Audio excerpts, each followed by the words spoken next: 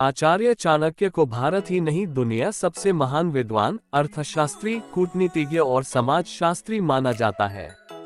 आचार्य चाणक्य ने अपने नीति शास्त्र में जीवन के तमाम व्यवहारिक पहलुओं को लेकर कई अहम बातें कही हैं। चाणक्य नीति में महिलाओं और पुरुषों के चरित्र, गुणों अवगुणों को लेकर भी महत्वपूर्ण बातें बताई है। आचार्य चाणक्य के मुताबिक महिलाओं में कुछ ऐसे गुण होते हैं जिसमें वे पुरुषों से कहीं आगे रहती हैं। इस मामले में पुरुष उन्हें कभी भी मात नहीं दे सकता। आचार्य चाणक्य ने अपने नीति शास्त्र में बताया है कि मोहनी और मद पैदा करने वाली सुंदर स्त्री अपने सच्चे प्रेमी को कभी नहीं चाहती है। वह उसे न सिर्फ मूर्ख समझती है बल्कि घृणा भी करती है। चाणक्य शास्त्र के अनुसार जो पुरुष चाले चलता है, झूठ बोलता है, एक नंबर का धूर्त, दगाबाज और दुष्टता की खान होता है, उसे पाने के लिए मोहनी स्त्री आतुर रहती है। ऐसे में अगर को पुरुष अच्छा बनकर किसी स्त्री को पाने के बारे में सोचता है तो वह बड़ा ही मूर्ख साबित होता है।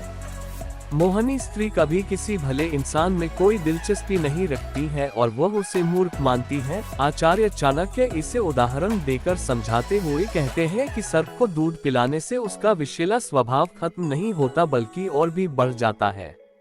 इसी तरह मोहनी और मद पैदा करने वाली स्त्री अच्छे और सद्गुणी पुरुषों के संपर्क में आने पर और भी दुष्ट व क्रूर बन जाती है।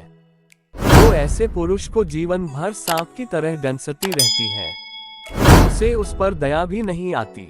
मोहनी और मद पैदा करने वाली स्त्री हमेशा ऐसे पुरुष की तलाश में रहती है जो स्वभाव में दुष्टत, झूठ बोलता हो, चाले चलता हो, धूर्त हो, जो केवल अपनी कामपिपासा मिटना चाहता हो, जिसका लक्ष्य सिर्फ स्त्रियों की देह की प्राप्ति तक सीमित रहती है।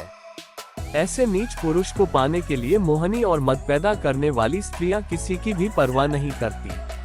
अपने माता पिता, पति और संतान को भी छोड़ने के लिए तैयार हो जाती हैं। ऐसी स्त्रियां शास्त्र, दंड, मान सम्मान किसी से भी नहीं घबराती है। उसे अपने प्राणनाश की भी चिंता नहीं रहती।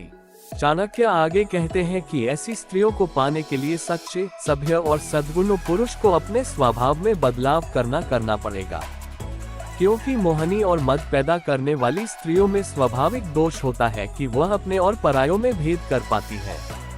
वह बिना विचार किए ही काम करती है जो उसके साथ अच्छा करने वालों का ही नाश कर देती है। आचार्य चाणक्य की यह नीति सभी स्त्रियों पर लागू नहीं होती है। चाणक्य की यह नीति केवल उन्हीं स्त्रियों पर लागू होती है जो मोहनी और मद पैदा करने वाली होती हैं। ऐसी स्त्रियां केवल अपने स्वार्थ के लिए पुरुषों को अपनी ओर आकर्षित और मोहित करती हैं।